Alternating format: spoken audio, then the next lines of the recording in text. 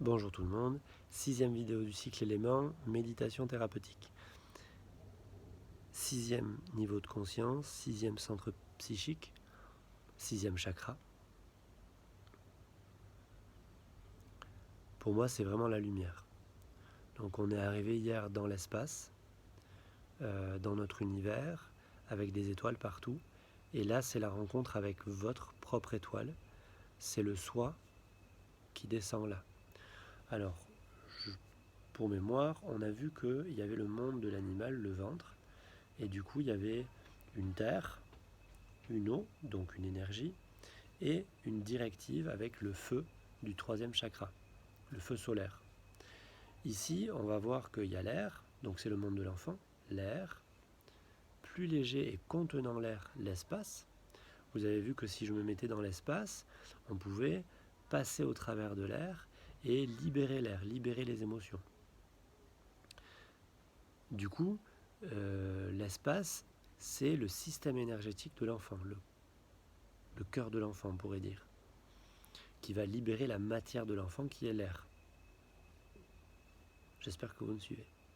Là, on va remonter d'un cran et on va aller vraiment au feu de l'enfant, qui est pour moi, la lumière. Et du coup, c'est comme si ici, c'était l'espace avec toutes les étoiles, et ici, c'est mon étoile, ma directive. Et cette étoile, elle va venir se poser sur le trône. C'est pour ça qu'on a ici le roi sur son trône. Le roi, c'est la lumière. C'est la conscience pure qui descend par le 7 et qui se pose sur son trône. C'est mon soi. Certains diront, c'est ma fréquence, c'est des notions que j'ai déjà abordées dans d'autres vidéos, je passe. Ici, cette lumière, elle va venir dynamiser l'hypophyse. L'hypophyse, il y a une antéhypophyse et une post-hypophyse. Alors l'hypophyse, elle est dans un os qu'on appelle le sphénoïde, qui est en forme d'oiseau avec 2 grandes ailes, vous voyez. Donc c'est marrant, il y a certaines traditions qui voient le Saint-Esprit comme un oiseau. Et si vous, il y a d'autres traditions qui voient un œil là. Donc ça va être la vision, mais avant d'être la vision, c'est déjà la dualité. Pourquoi ? Demain on verra, ou après-demain, le 7 c'est le vide complet. Pour moi le 7 il est particulier, il est en dehors du système des chakras quelque part, parce que et d'ailleurs il sera difficile d'en parler, on verra demain ce que j'en dirai, mais parce que c'est du vide. C'est une disposition dans laquelle on se met pour laisser passer la lumière. Donc la lumière, vous voyez, c'est une porte. Alors il y a les 2 pariétaux, c'est une porte qui s'ouvre vers les cieux, et quand la porte s'ouvre, la lumière descend. Maintenant, cette lumière, au début, à condition de bien travailler votre méditation et d'aller bien profond dans votre respiration, vous pouvez vous permettre de l'imaginer. Vous allez au centre de votre crâne et vous imaginez une lumière, mais c'est comme une lumière qui viendrait du fin fond de l'univers et qui viendrait tout inonder, tout traverser, partout de la lumière. Pour ceux qui aiment la physique, c'est de l'information pure. C'est votre information. Voilà. Et c'est cette lumière qui va redonner information à chacune de vos cellules. Alors j'étais à la dualité, parce que qui dit lumière dit obscurité. Il y a une antéhypophyse et une post-hypophyse. Et cette hypophyse, elle est juste au-dessous du chiasma optique. C'est-à-dire le nerf optique de cet œil part de l'arrière à gauche et vice-versa. Et ça se croise juste au-dessus. Donc c'est un croisement masculin-féminin. Anté et post-hypophyse. Anté, ça va être l'hypophyse masculine, et post, l'hypophyse féminine. Alors c'est quoi ces principes ? C'est un principe d'émetteur-receveur. Je suis à la fois un corps qui reçoit et un esprit qui féconde, on va dire. Ma pensée féconde mon corps, et parce que ma pensée féconde mon corps, je vais avoir des émotions. Et ces émotions, c'est entre les deux. Vous voyez, c'est la réunion du corps et de la pensée. Donc la pensée descend dans le corps et tout. Ça crée une émotion. L'émotion, on pourrait carrément appeler ça, à mon sens, notre humanité. Parce que c'est ça qui va dynamiser. Pas d'émotion, pas de puissance, pas d'énergie. Mais c'est une dualité à la base entre masculin, la pensée, et corps féminin, entre information et puissance. C'est l'information qui va guider, qui va mettre en mouvement la puissance. Avant de recevoir l'information, la puissance, elle est matière, elle est latente, elle ne bouge pas. Voyez, elle est immobilité. Et quand la lumière arrive et lui donne une direction, une impulsion, elle se met en mouvement. Du coup, il y a vraiment tout ça dans ce chakra. L'hypophyse, c'est le départ du système hormonal, donc c'est l'envie, c'est l'impulse de base qui va faire que je vais avoir envie, mais c'est aussi le système immunitaire, puisque qui dit lumière dit ténèbres, dit aussi dedans, dehors. Dedans, dehors, c'est la notion de moi, l'autre, qui apparaît directement. Et donc, je commence à avoir une forme, je commence à avoir une intériorité, je commence à ne plus tout connaître, mais expérimenter par moi-même. La symbolique la plus énorme pour moi, c'est la descente du paradis. Vous verrez qu'en 7, on est au paradis, le Tao, Brahman pour les Indiens, le monde implicite pour les scientifiques modernes.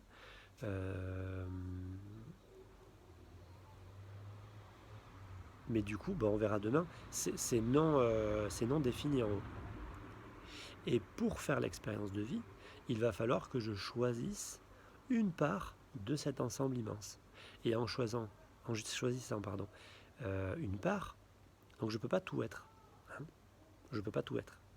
En choisissant une part, et c'est pas moi qui le fais, c'est mon soi, je vais inévitablement créer un dedans, un dehors, système immunitaire, système hormonal. Tout ça, c'est l'hypophyse. Donc l'hypophyse, pour résumer, c'est un dedans, un dehors, un masculin, un féminin. Yoga, ça veut dire relier. Hatha, yoga, hatha, ça veut dire soleil, lune, yoga, relié. Le but du yoga, c'est de relier son soleil et sa lune, son masculin, son féminin, sa droite, sa gauche, pour être en harmonie avec soi-même et avec mon environnement.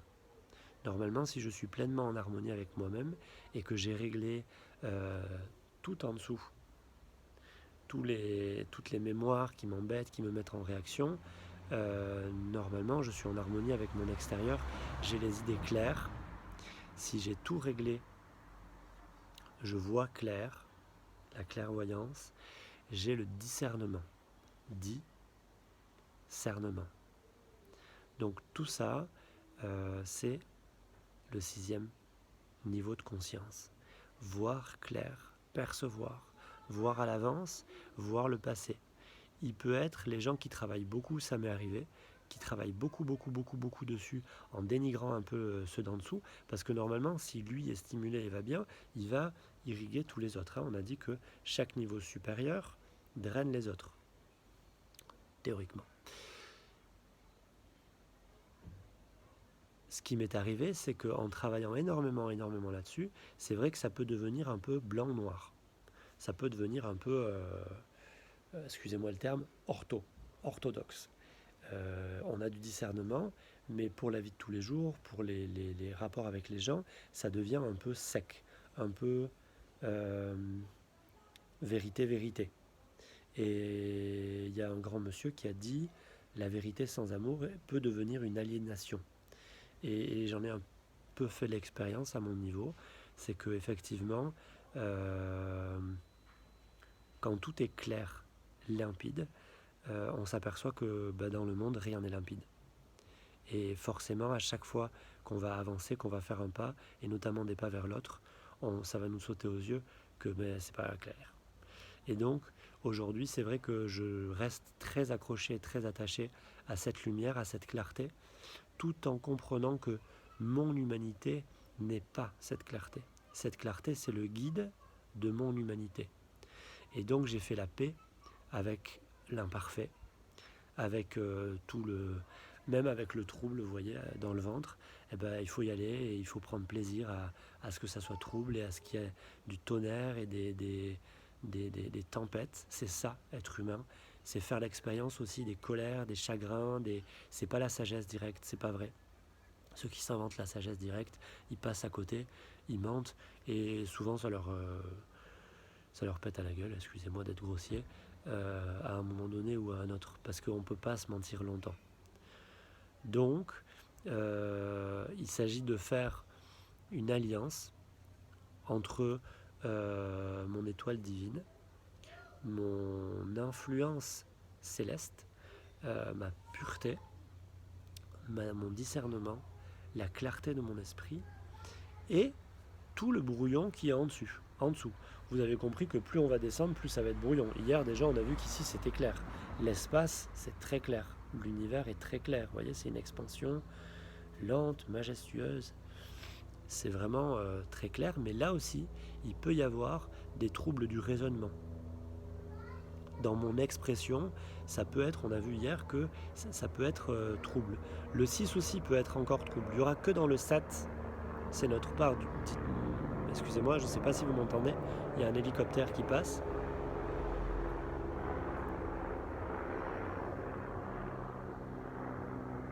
Voilà, il n'y a que dans le 7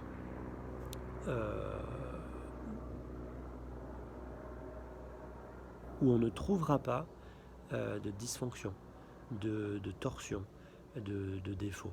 C'est notre part de pur. Et idéologiquement, je ne sais pas si ces gens ont vraiment existé comme on l'entend, mais il est bon d'avoir cette idéologie et de penser que ça peut exister, parce que c'est un chemin. Idéologiquement, si on met le 7 dans tous nos chakras et qu'on inonde tous nos chakras du 7, on devient pur, ou autrement dit dans certaines traditions vierge, et la femme fut vierge, la Vierge Marie.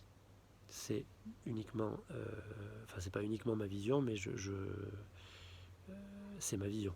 Aujourd'hui, je ne parle que de ce que je pense et surtout de ce que je ressens.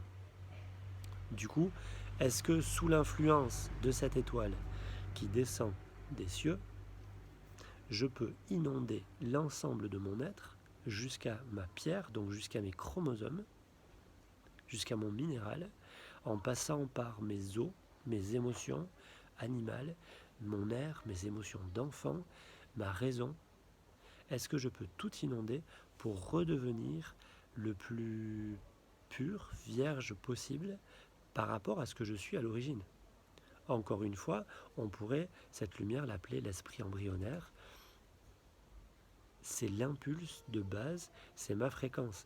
Elle ne sait pas parler, elle ne sait pas réfléchir, ce n'est pas l'intellect, ou c'est l'intellect avec un grand I des premiers mystiques chrétiens, on les appelle les pères du désert, ils appelaient ça l'intellect, mais c'est plus du tout comme ça qu'on l'entend aujourd'hui. Pour eux, l'intellect, c'était justement l'arme de ce discernement. Quand je dis intellect aujourd'hui, c'est pas celui-là. C'est l'intellect qui est justement tordu par rapport à une forme de vérité de mon être. Là, c'est vraiment mon être qui entre en moi, qui se pose sur son trône. C'est le Seigneur, hein, toujours dans la même tradition, on l'appelle le Seigneur. C'est le symbole du Christ, le symbole, j'entends. C'est juste ma vision. Qui va venir, donc c'est le Christ, c'est l'enfant pur du Seigneur, il est passé à travers une chair pure, vierge, et donc c'est l'être vraiment pur.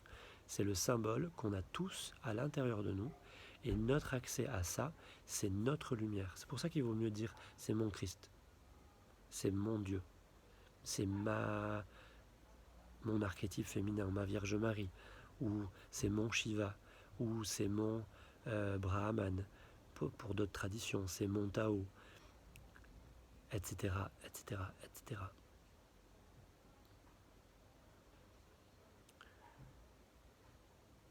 Pour rentrer sur une autre tradition, mais dans le courant monothéiste, Moïse, il va sur la montagne et il ne peut pas voir ce qui se passe, il y a trop de lumière, c'est trop le bazar, mais Dieu écrit sur de la pierre, les tables sont en pierre, et il grave les 10 commandements, la loi.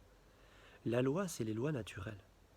Observez la vie, essayez de l'observer avec des yeux, j'allais dire transparents, des yeux clairs, sans mettre toutes vos réactions émotionnelles, et vous verrez les lois naturelles. Et vous les verrez à un autre endroit que dans la nature, dans les tables, dans la roche, dans la pierre, c'est-à-dire dans vos chromosomes. Les lois, elles sont en nous. Les chromosomes, c'est ce que vous avez de plus en... Enfin, c'est toutes les traditions, c'est la base de votre être, la base de votre information qui vous est transmise par les ancêtres, les ancêtres, les ancêtres. Et du coup, cette lumière vient, c'est le but du jeu. En tant qu'ostéopathe, moi, c'est ce que j'essaye de faire. Je regarde où est la lumière de mes patients, je regarde où est ce qu'il y a de plus dense dans mes patients, et je mets la lumière dans la matière la plus dense pour qu'il y ait transmutation, c'est-à-dire je vais réinformer la matière la plus dense de mon patient par sa fréquence, son information source. Et c'est ça la véritable guérison, pour moi. Je crois qu'on touche au 6e chakra, à mon sens, en tout cas, avec toute sa beauté. Et du coup, il n'y a plus qu'à parler de la méditation. Conscience du corps, prenez le temps. Vous avez compris que chaque chakra, normalement, vous devriez sentir un... Alors certains vont sentir qu'il monte, d'autres vont sentir qu'il descend, peu importe. Il y a des clés par contre, c'est la lenteur. Ça doit être de plus en plus lent. Chaque chakra a un rythme particulier. En ostéopathie, on parle de stillness, de niveau de stillness, donc de niveau de silence, de tranquillité. Les moines aiment bien le mot silence, la qualité du silence, c'est-à-dire le niveau de silence. Vous savez, il y a des silences assourdissants. Il y a des fois où c'est comme si, boum, on tombe. Souvent, mes patients me font la réflexion qu'en séance, on a l'impression de... Moi, je travaille dans Paris, donc ça bouge. Et pourtant, pendant la séance, on a l'impression de sortir de Paris. Le temps change. Donc ça, c'est des niveaux de profondeur. Du coup, je dirais que le plus important, même les éléments, la terre, l'eau, le feu, etc., c'est pédagogique, c'est des aides. Le plus important, c'est de faire son expérience directe en ralentissant votre respiration de plus en plus, de plus en plus, de plus en plus, en faisant des pauses apnées, inspire, des pauses apnées, expire, et d'augmenter le temps de respiration.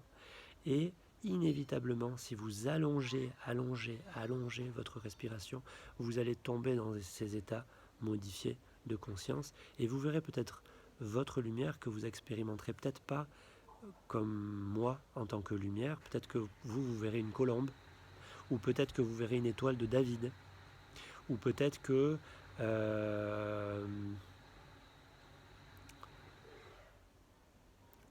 vous verrez une information source écarter les eaux.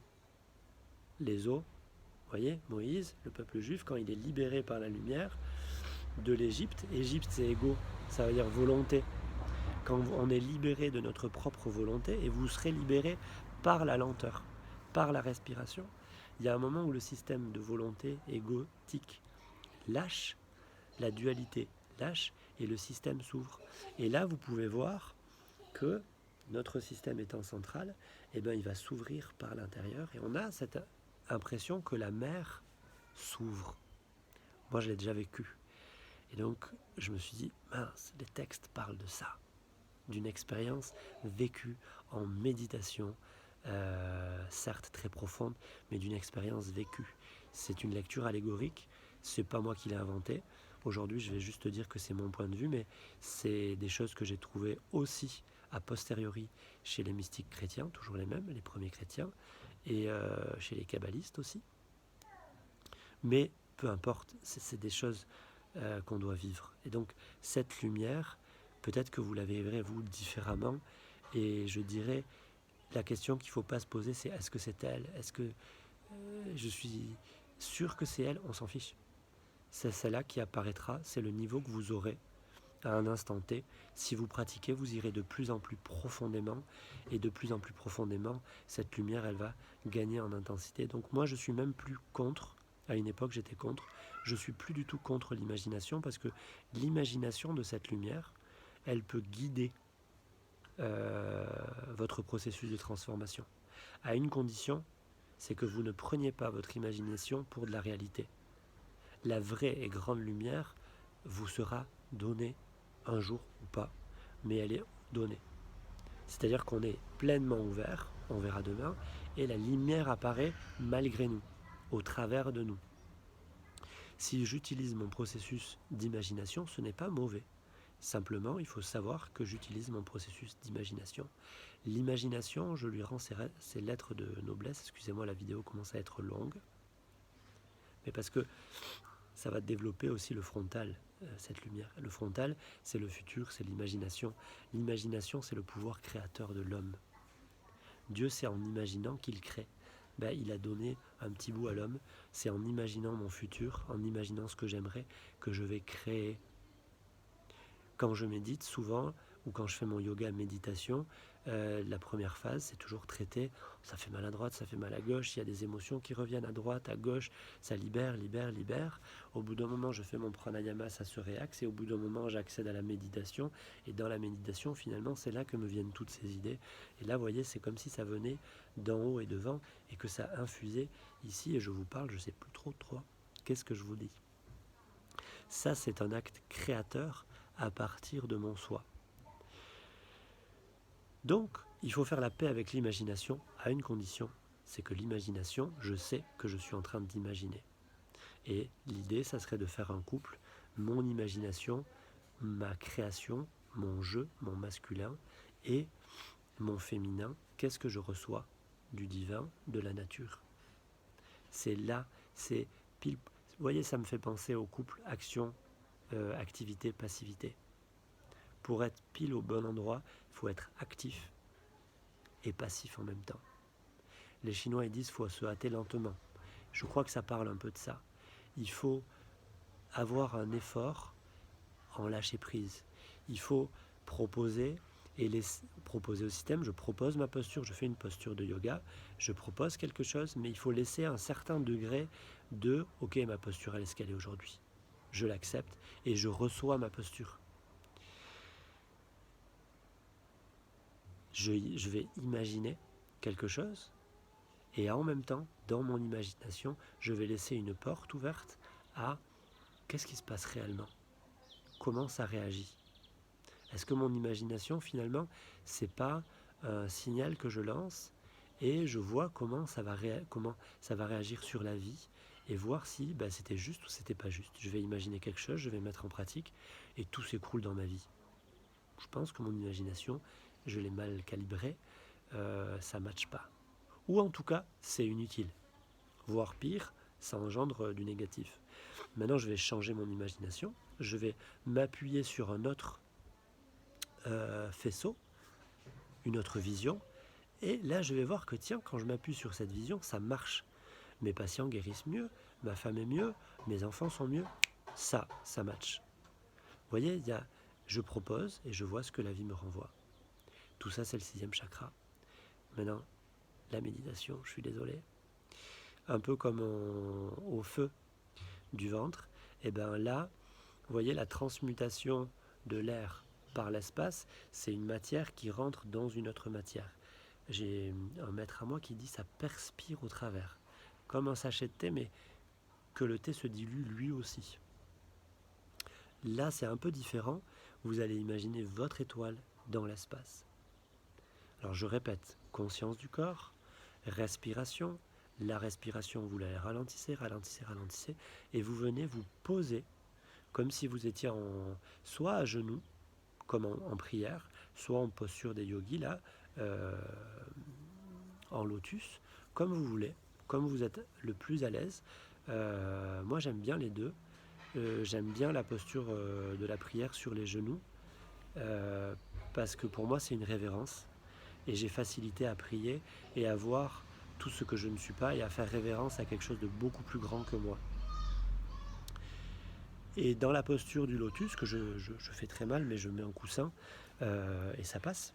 Et donc quand je m'imagine en posture du lotus, ou quand je la fais, ben là, moi j'ai plus facilité à me redresser et à laisser passer les énergies et à accueillir une forme de puissance qui me redresse. Vous voyez. Donc voilà, pour exemple, deux postures différentes qui vont avoir peut-être deux effets différents. Vous vous mettrez au centre de votre crâne et vous allez inviter cette lumière et l'imaginer s'il faut.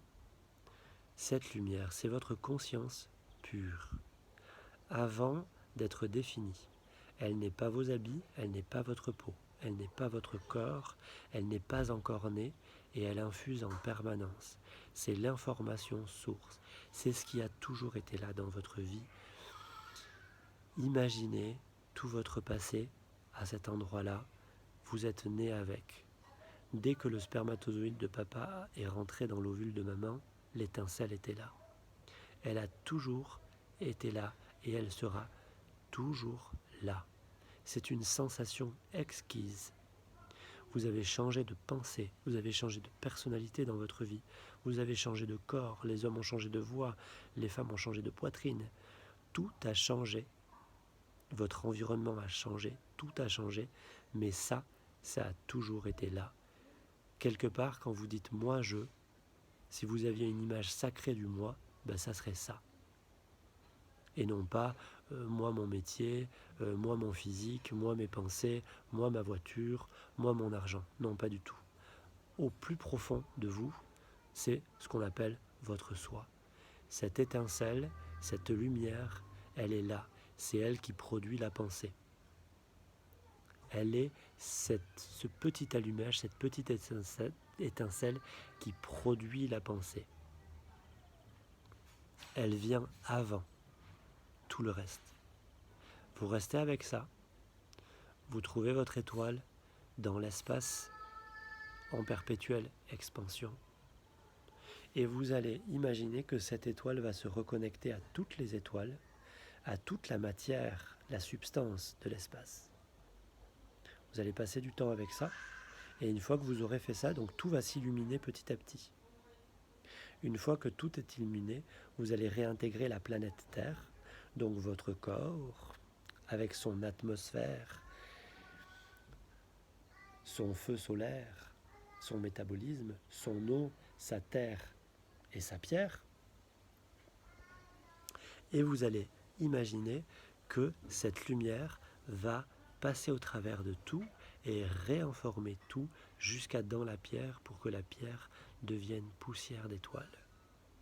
Comme si tout devenait lumière et vous allez rentrer dans ce que certains appellent le monde des anges, le monde même des archanges ici, parce qu'au niveau du 6e chakra, c'est pour certaines traditions les archanges. Peu importe. C'est toujours dans le domaine, j'allais dire humain, parce que je crois qu'on va en sortir ici. Ici, on est vraiment en dehors de quelque chose. Mais pour moi, les anges, les archanges, tout ça fait partie du monde humain. C'est dans le mental de l'homme que tout ça existe. Et du coup, vous allez inonder de lumière tout ça. Et les gens qui travaillent avec les anges, c'est-à-dire les gens qui perçoivent des présences lumineuses autour d'eux, c'est souvent à la base cette lumière qui inonde. Donc ils ne s'en aperçoivent pas, mais c'est leur propre lumière qui fait jour sur quelque chose. Et ce quelque chose serait à définir, pas dans cette vidéo. Du coup, le job sur cette méditation, c'est de laisser le temps. Vous n'avez rien à faire, hein, il ne faut pas mettre la lumière dans les choses. Vous avez juste à vous poser avec cette lumière et à laisser apparaître dans votre esprit la terre, l'atmosphère. À chaque fois, vous prenez énormément de temps. L'eau. Et vous restez avec la lumière, toujours en même temps. Et du coup, l'eau va être infiltrée par la lumière. Ne forcez pas, ça ne sert à rien. Si vous sentez qu'il y a un endroit qui ne veut pas du tout la lumière et qui est fermé, c'est un diagnostic.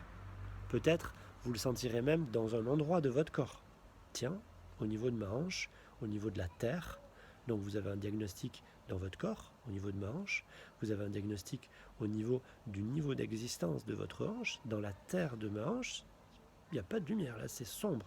Ok, ne forcez pas. C'est pas l'objet de cette méditation. Pour ceux qui connaissent, peut-être je ferai des méditations, c'est là où on va plonger en tant que thérapeute ou en autotraitement, on va plonger dedans, accrocher avec notre lumière pour aller voir ce qui se passe dedans. On va ouvrir le coffre.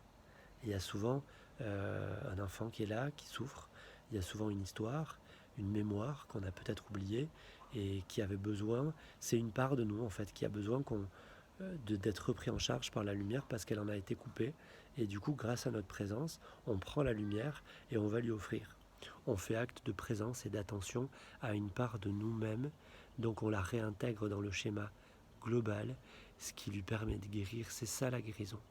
On fait conscience sur une zone de ténèbres, une zone qu'on a fermée, malgré nous bien sûr, une zone d'inconscience.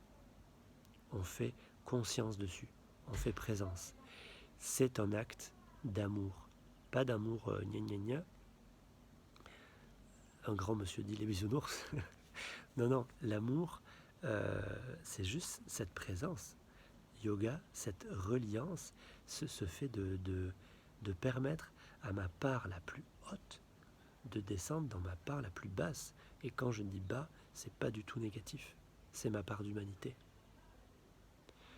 Du coup, vous allez laisser infiltrer cette lumière et essayez du coup si vous voulez, s'il y a des parts de vous qui restent bloquées, au début vous insistez pas, vous laissez l'ensemble faire comme ça veut et peut-être vous pouvez proposer, vous voyez si c'est votre hanche ou votre pied ou votre cœur ou peu importe, vous imaginez que dans votre propre méditation, vous allez rester collé à votre lumière et vous allez descendre comme un escalier ou un toboggan ou certains voient, vous savez comme dans les livres, avec je trouve pas le mot, une loupe pour aller voir dedans. En fait, on va rentrer le plus profondément possible parce que, alors pourquoi c'est intéressant? Parce que les informations les plus importantes se cachent dans les atomes. Et on a parlé de la matière, on a parlé des niveaux de conscience, mais ça a une relation aussi avec les niveaux d'existence. Ici, c'est le vide. Ici, c'est le noyau de l'atome. Ici, c'est l'atome et la molécule, etc., etc. Ici, c'est la cellule. Ok. Ici, c'est l'organe. Ensuite, vous avez le tissu général, la peau, le tissu digestif. Et ensuite, vous avez tout l'organisme, le relationnel, au premier chakra. Tout fonctionne comme ça. Je pourrais vous faire le minéral, premier chakra, le végétal, deuxième, troisième, animal, l'humanité, l'ange, l'archange et le divin. Les chiffres, 1, 2, 3, 4, 5, pour ceux qui connaissent la symbolique des chiffres. Alors je suis très heureux, j'ai pas fait exprès, je vous le promets, mais on a fait une semaine. On a commencé lundi, on va terminer demain dimanche. Donc on a fait 1, 2, 3, 4, 5, 6, 7. Pour ma part, je vous le dis maintenant parce que j'y pense, chaque jour à travailler chaque élément, depuis le matin avant que je fasse la vidéo, c'est pas volontaire. C'est comme ça, c'est des processus qui se mettent en route. Et ça a travaillé pendant mon yoga, pendant mes méditations, ça a travaillé avec mes enfants, sur chaque niveau, tous les jours. Et du coup, je vous invite à cette pratique magnifique. Vous prenez une semaine et vous faites un élément par jour. Et je crois qu'on recollerait peut-être à une forme de tradition très ancienne. Premier jour, deuxième jour, troisième jour, lundi. Et le septième jour, on va se reposer, on va se libérer complètement de tout. Donc vous avez entendu ce que j'ai dit. Le septième jour, il va se libérer. Ça veut dire que les 6 premiers jours, il a bossé. Donc je retombe sur la Bible. Qu'est-ce qu'il a fait le premier jour? Qu'est-ce qu'il a fait le deuxième jour? Qu'est-ce qu'il a fait le troisième jour? Et vous allez retomber sur la symbolique des chakras. C'est ma vision, c'est c'est pas que la mienne encore une fois, mais je n'engage que moi quand je le dis. 34 minutes de vidéo. J'espère que ça vous a plu. J'ai eu du mal à commencer, j'ai repris le début 8 fois, mais je crois que c'est une très très belle vidéo et cette lumière le mérite. Reliez-vous à cette fréquence et une fois que vous serez bien ancré dedans, c'est toute une vie de plaisir à la laisser infuser dans la vie. Voilà, je crois que quand on a bien le contact avec cette lumière, c'est là que le chemin commence. Le début du travail, c'est monter l'échelle. 1, 2, 3, 4, 5, 6, 7. Et une fois qu'on est bien accroché à ce 7 et à ce 6, eh ben on a toute la vie pour les faire redescendre l'échelle et donc incarner. C'est un chemin, en ostéopathie, on parle d'embryologie dynamique, c'est-à-dire que cette lumière, en vérité, nous, on n'en a pas conscience, mais elle est toujours en train d'influencer notre système. Allez, un petit dernier concept. Tout le monde est d'accord pour dire qu'on a les mémoires des traumatismes, c'est ok. Tout le monde est d'accord pour dire que toutes ces mémoires nous embêtent. En ostéopathie, et notamment en ostéopathie traditionnelle, dans le courant biodynamique, qui m'est très très très cher, pour moi c'est ma maison, on affirme quand même que s'il y a toutes ces mémoires, c'est cool, mais ça veut dire qu'il y a aussi la mémoire de la santé. Et le fondateur de l'ostéopathie, Steele, j'en ai des frissons rien que de le dire, il disait que la santé, la véritable santé, c'était l'émergence de l'originalité. Et je suis convaincu qu'il avait compris. Parce que la santé, c'est une information. Et vous êtes un être original, originel. Vous êtes unique. Tout ce que vous avez appris depuis petit, c'est pas unique. C'est vos pères, vos mères, l'éducation. Tout ça, c'est des outils. Aujourd'hui, à partir de entre 25 et 35 ans, il est temps de passer la marche de l'adulte. Et l'adulte, c'est quoi? C'est quelqu'un qui a compris que tout ça, c'est des outils, ce n'est pas moi. Moi, c'est quelque chose de totalement nouveau. Je n'ai jamais existé et rien ne me ressemblera après. Rien ne m'a jamais ressemblé avant. La santé, c'est l'émergence de l'originalité. Donc, qu'est-ce que je suis dans mon originalité? Et le chemin de ma vie, du coup, c'est de mettre ma couleur, ma touche, ma lumière dans la vie et d'inonder cette terre d'un nouveau être que j'ai pas. C'est pas moi qui ai décidé de mon soi. Et du coup, c'est déjà fait. Mon système est déjà en train de se développer, mes cellules de ma peau poussent, meurent. Toutes mes cellules poussent, meurent. Donc le chemin embryologique, la mémoire de la santé, est toujours en perpétuelle action. Et c'est elle qui sort de la mort, c'est elle qui sort de terre, et par-dessus, des contraintes de la vie vont venir se mettre dessus. Et tant qu'elle gagne, je suis en vie. Ça veut dire que si vous et moi, on est en vie, la puissance de la santé, la puissance de la vie domine la puissance de la mort, la puissance des ténèbres émotionnellement. C'est un fait. Je le dis exprès parce qu'il y a des fois dans la vie où on est dans les ténèbres et on a vraiment l'impression qu'on est totalement dominé. Raison gardée. Il faut raison garder. Si vous êtes en vie, c'est que la vie domine la mort. Point. C'est au-delà de vous. On fait juste toutes ces méditations pour en prendre conscience et de façon magnifique. La nature est faite comme quand l'homme prend conscience de son côté magnifique, de cette part de divin en lui, et ben c'est toute sa vie qui va se magnifier. La nature nous a donné le pouvoir non seulement de devenir aussi équilibré que les animaux, mais d'aller plus loin, de guérir les animaux, c'est-à-dire de guérir les émotions, de guérir les enfants. On a le pouvoir de porter notre attention, de porter notre lumière, d'offrir notre lumière au monde pour aider. Et c'est ça le but. Si le méditant, il médite pour lui, j'adore la phrase « tout chemin qui mène à toi », c'est un chemin qui mène nulle part. Donc s'il y a un moment d'introspection, oui c'est ça, de retour à l'intérieur, moi je fais entre 2 et 3 heures de yoga méditation tous les jours, mais c'est pour être un meilleur bonhomme avec ma femme, avec mes enfants, c'est pour être un meilleur praticien en ostéopathie, c'est pour être plus clair, c'est pour vous dire des choses plus claires. Donc voilà le sens de la vie, en fait c'est juste ça, c'est d'être vous et de nous offrir ce vous que vous avez. Donc on vous attend.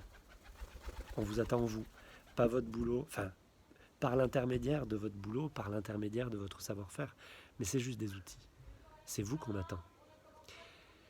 Passez une excellente méditation et demain, si tout va bien, on finit le cycle élément qui est, vous avez compris, très cher à mon cœur, à mon animal, donc à mes organes génitaux et à mon esprit aujourd'hui.